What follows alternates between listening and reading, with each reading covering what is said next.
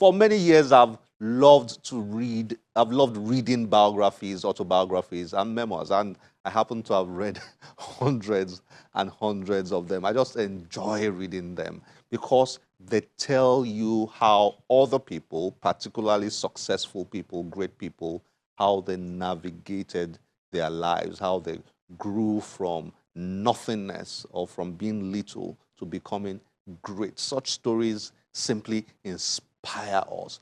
One of those books, an autobiography, was recently released, and it is the story of an outstanding gentleman whose beginning was very, very small, so to speak. It's a classical grass to grace success story. Let's get to meet with him and then enjoy the conversation.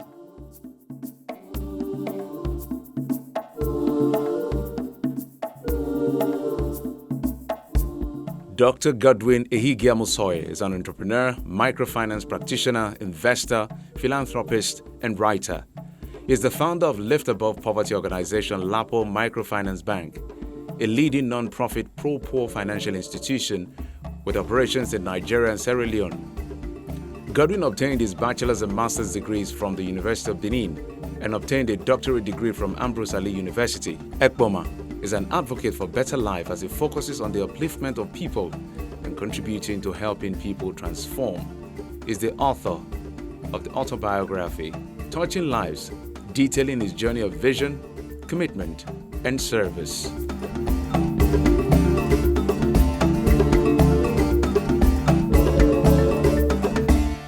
Great to have you on the show, Godwin.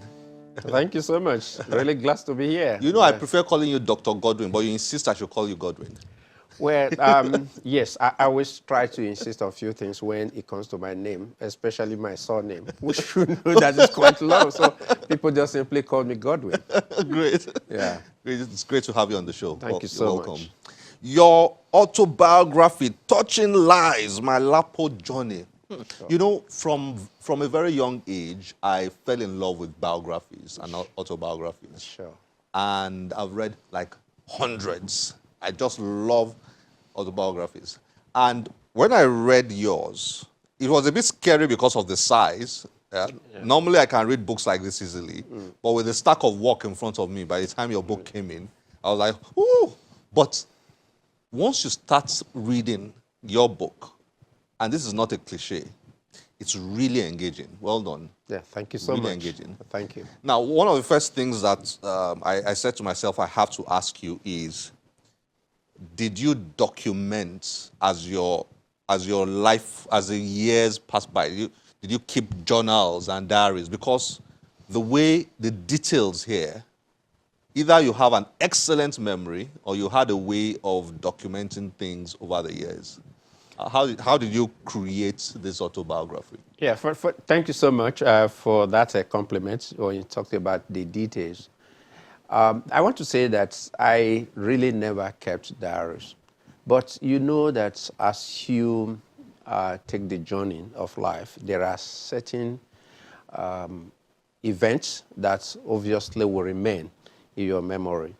And when you do a biography like this, you're not going to take everything. You're going to probably, pick on those outstanding events. And I did. So people who have also read it have made that comment. You have huge memory. Well, I will thank them for that. But basically, I was only just looking at highlighting incidences, events that, remain, that got stuck to my memory. I think because my memory is not my own strongest trait, so that's why I admire a lot of what you write. Yeah, exactly. Many people think that way.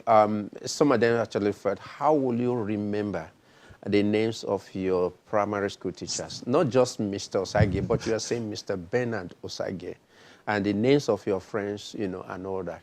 But these people were special to me, and therefore they just the name stuck. Yeah, exactly. I mean, you have lived a remarkable life. You've been very successful business-wise, but your story is the classical grass to grace story. People talk about grass to grace. Yeah. But this is the classical grass to grace story. You started. Your background. Yeah.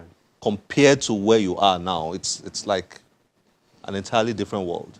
Yeah, I agree with you, but I would need to make some clarifications. Ordinarily people think that my engagement in poverty alleviation using credit as an instrument might have been because of my experience with poverty. And I always said no. And the book actually also contained a sort of evidence to show that that was not the case. Let me give you one specific example. In 1958, that was the year I was born.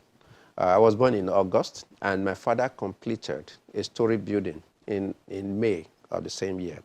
And that was at a time in Benin you are likely going to have story buildings no more than 20 in the entire Benin city. So in terms of going up, I really never really experienced, what you may consider as deprivation beyond the general deprivation we have in our society. I think there are other things that influence that. I agree with you that it has been a very long journey. It has been a fruitful journey, and I took time to really document that journey. Okay, great. So, I mean, it's interesting to me when I read the lives of people because, I'm very fascinated by the idea of we are experiencing things and probably there is a divine hand, behind things, the way things happen in our lives, and then all those things come together at one point or another. The chapter titled Stealing Years is my favorite chapter in your book because that is where from one job attempt to another, from one attempt to another to get a job, you experience failure. You didn't have a job for so many months. Which was very unusual at that time. You were, I mean, and then you will fast and pray and then go for the next one and then it's still a no or your name is missing or something like that. And when I read that, I said to myself that there's a lot of lesson to learn from this experience. What was going through your mind when you wrote that chapter? Well, before I wrote that chapter, I brought that chapter in. It's something, when I had opportunity to discuss that period with people, the usual response would be, why not document this? And I said, okay, let me take it down let me put it as a chapter. Actually, interlude, between mine, growing up, happy guy, got to the university very early, by that time standard, and then graduate very early 20s, and all that things were good. And suddenly you have that experience. So what was going through my mind at that time was that simply that period was actually stealing, S-T-E-E-L, steal. Yes, steal. It was like, this is a happy-going guy coming up. So for him to be able to embark on something that will be great much later, he needed a period, of preparation.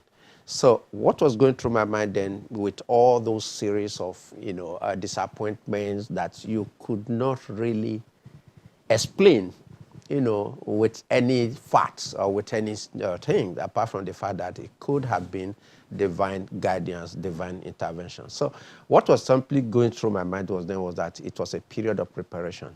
And and I took those things as they were happening. And of course, I got closer to God, closer in the sense that very early in my life, at the age of 4, my parents have actually introduced us to Christianity. So, but that period I got, much stronger, and eventually God intervened at the end. If you look at the chapter, Is life about? Are we made by our experiences? Your story tells me that. And I think you deliberately wrote this book to teach that lesson. Of course, to convey that lesson. Yes. And I saw it in both little experiences and even big experiences. Little experiences like you wanted to go to a particular secondary school. Yes. But you ended up in another secondary school. Exactly. So I caught that. You were deliberate in pushing that principle, right? Yeah. Beyond just a story of my life, it was a sort of a documentation of experiences that could be lessons, to people, especially the young persons, in the sense that there are things that will happen in your life. Those things may be very uncomfortable at a particular point in time, but in a way, they could eventually define, the path of your life, as it were. And so I decided to take time to be really, really very detailed in taking that across. And people have read this book actually has, alluded to the fact that this is not just a story of your life. It is actually a compendium of lessons for people, especially the young people. You see, when I read autobiographies, I mean, people know you with Lapo, Yes. Microfinance and all that. Yeah. There are always the big things, Yeah, of course. the great things in books like this, Yeah. But I'm always looking at, those small, tiny bits of, issues, lessons.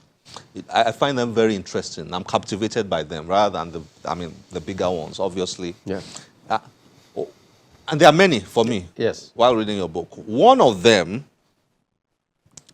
is the story of how a man called, you call him SOJ, Yes. That's what you. influenced your life. Yes, he did.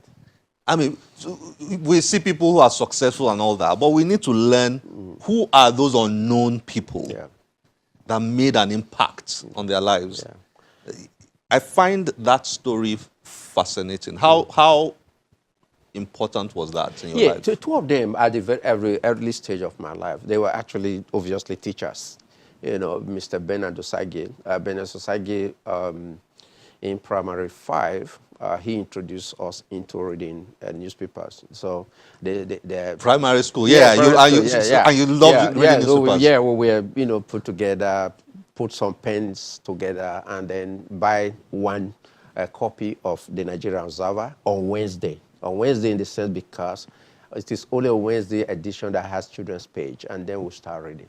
So by the time I got to primary 6, and then you have Mr. SOJ, Jeremiah, who was now my teacher, and he also liked reading the newspaper. So he would send me to go and buy newspaper. He would bring, he would read. After he has read, he will now give it to me. Obviously, I was the only student in the class that he would give the newspaper to. You didn't mention that you wrote that he will send you with his bicycle. Of course. And you were the only one who rode his bicycle. Right, yes, quite superb, ever new and ever clean. And when I get back, I give it, he will read, and then he will give it to me. There was one incident. In fact, I also put it in the, and as I was reading, I saw a picture of a police officer on the page, and under it, his name, they said police boss. So I never knew what boss means. So I went to Mr. SOJ, as they call him, and I said, sir, what is boss? Oh, he said, Godwin. Oh, boss is the head of somewhere. And so that was, for me, was very interesting. But I think the real lesson here is this. When people talk about how I got involved in poverty alleviation and I felt concerned about ordinary people, was because of my early introduction to reading newspaper. And that also introduced me to national issues and national personalities, like Tai Sholare, whom I expressly stated in that book, was a very strong influence and inspiration for me. For you, yeah. So I started reading about all these things. And so by the time I got to university, I was sufficiently aware about the condition of ordinary people. And it was easy for me to belong to an association. And in fact, I led the association towards the end of my tenure at the University of Benin, organizing symposia and organizing seminars on how to improve the life of the ordinary people. And so the influence is the fact that I got early to know things about our national.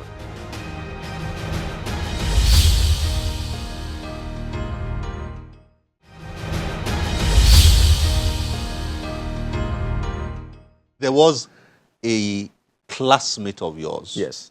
who dropped out of school because her parents couldn't afford her fees or something. Am I correct? Yeah. Correct me if I'm wrong. Yeah, exactly. That girl. Yeah. That also made an impact Of course, sure. on you. Yeah, it did. There's a story. We were in primary 2, 3, and this lady was extremely good.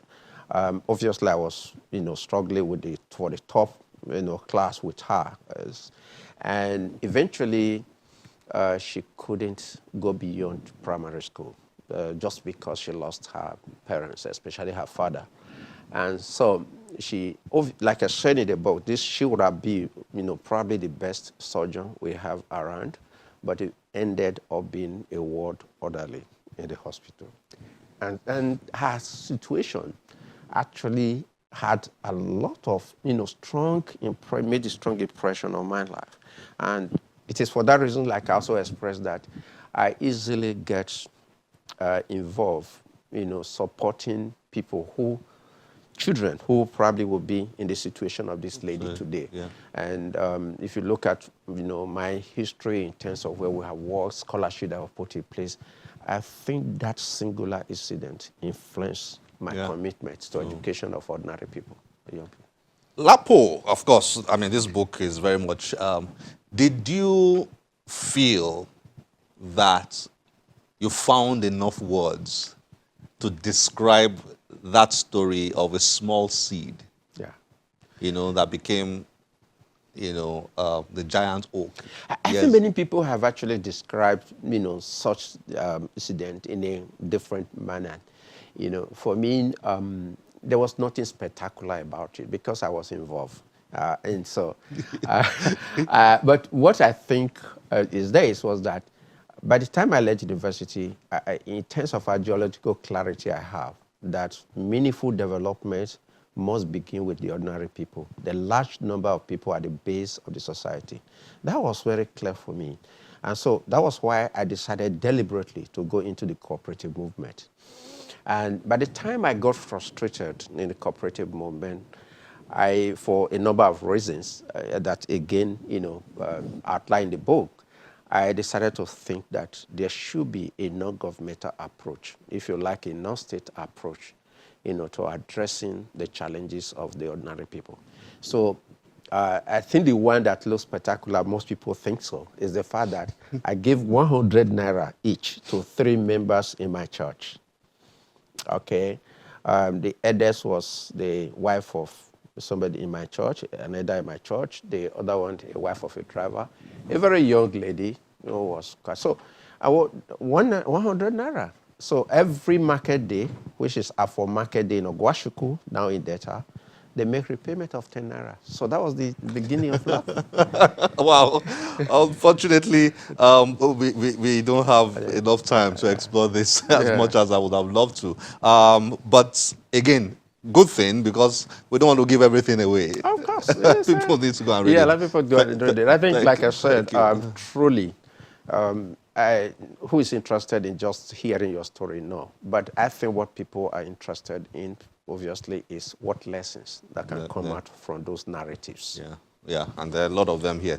Thank you very much. Thank you. Thank you. It's been great to have you on Channels Book Club. Thank you so much. Great to have you. Thank you.